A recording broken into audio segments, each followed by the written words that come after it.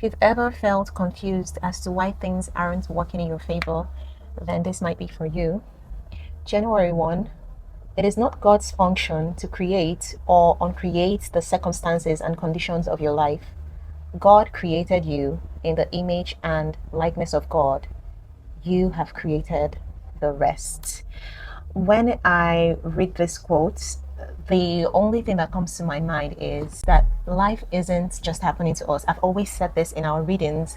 We're not spectators, we're not viewers, we're not just watching life happen to us. We are participants. We are the ones, like in charge. We've been given the ability to choose, to think, to create, to shape things. Think about it this way: two people can have, the same experience, but one would come out as a bitter, angry person, and the other can come out as someone who has learned a lesson and is more reflective of how they've grown to become better. Now, the circumstances didn't change. It was two different people with two different perceptions, two different decisions, actually.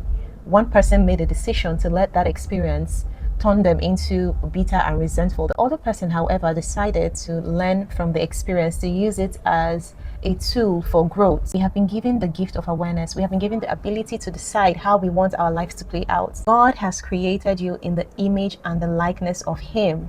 It is not His job to undo what you've done. He has given you that ability to undo what you've done. And I know it might sound like blasphemy to some people, but that's the truth. I am really so exhausted this evening. You can tell. Please, guys, forgive me because I'm barely keeping my eyes open. So when this quote says, it is not God's function to create or uncreate the circumstances and conditions of your life. God created you in the image and likeness of God.